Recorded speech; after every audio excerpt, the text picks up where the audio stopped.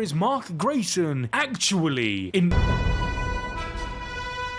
Watching the show, you might expect that Mark is just an above average hero. Like, sure, he is way faster, stronger, and more durable than other heroes, but it's clear that he lacks experience, especially early on. There is a ton of collateral damage from Mark just not knowing how to control his powers properly. Meanwhile, his dad is unaffected by anything they do. Well, at least in the show. In the comics, he kind of gets taken as a slave and all that, but it's a long story. But it all makes perfect sense, as Nolan explained to Mark that he is a baby flyer, and it's similar to a newborn learning to walk, which is why we see Omni-Man being able to easily beat him in races, and then later on Mark struggles to stop a meteor when in comparison Nolan's strength can block one the size of Texas. However, despite being half human, Mark's DNA is actually 99% Viltrumite due to their dominating trait. Therefore, it had just been laying dormant up until this point. Due to this, he gains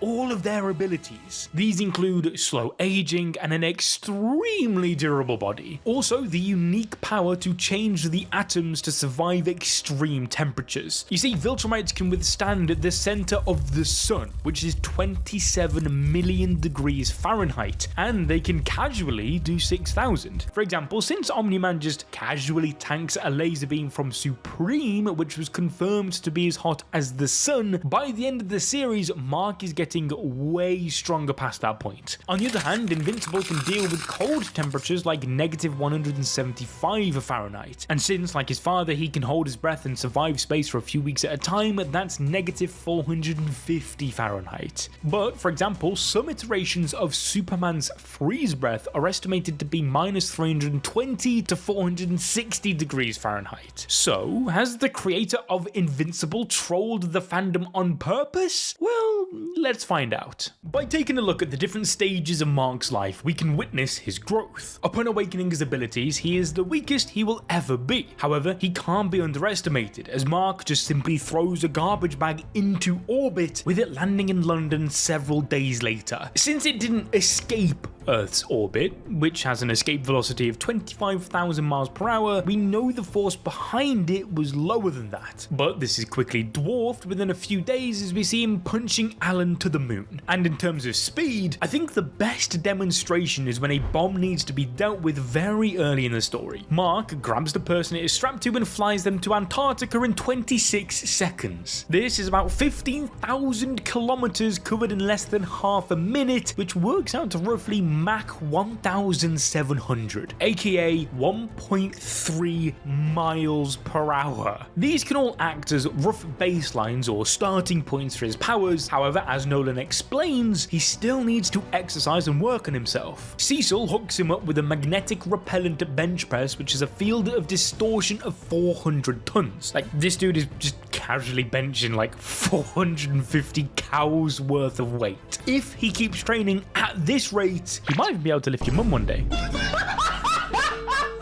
On Thraxa, after the Viltrumites attack, we see Mark even lifting this giant stone support beam. This thing is basically a skyscraper made of solid stone. Now, I'm not going to count like every single pixel and all that, but a pillar of stone this size that's 10 times Mark's height would weigh roughly 3,000 tons. That said, this pillar is way larger than that. We can use the time Anissa helped Mark carry a cruise ship to back up this claim, as the average one weighs upwards of 250,000 tons. In general, I consider this to be the second stage of Mark's growth. These aren't just his basic abilities, they are the strength that he has earned over multiple battles. And so it was about time the Viltrumites started trying to actively recruit him by sending Conquest, one of the oldest Viltrumites, meaning he was one of the strongest. He is a hero amongst his people and explains that he has never failed to assimilate a planet. This gives us a super interesting opportunity to see Mark go all out, as he explains that because of recent events, the only thing I've wanted was something to hit as hard as I can. Normally, he can't do this. For example, when stuck in the Shadowverse with Darkwing, Mark is afraid to hit him because he believes it would kill him. Even with this in mind, Mark is shown to be far weaker. Like, yeah, he lands a few good hits in, but just as this this is a chance for Mark to cut loose, it's also an opportunity for Conquest to do the same. Now on his rampage, Conquest kills Eve, sort of. Again, long story, but this sets Mark off. In his rage, he straight up punches through Conquest's arm, bites through his shoulder, and then headbutts him over and over again until what is left on his face can't even be shown on YouTube. Now, whilst definitely not as strong, this opens up an X factor for Mark. His ability to become enraged and fight in a more brutal way than his opponents can allow him to take down even someone like Conquest. This is because whilst other Viltrumites seal off their emotions, Mark is in touch with his and experiences them freely. Thus, the adrenaline he feels when his emotions are at a heightened state pumps his strength up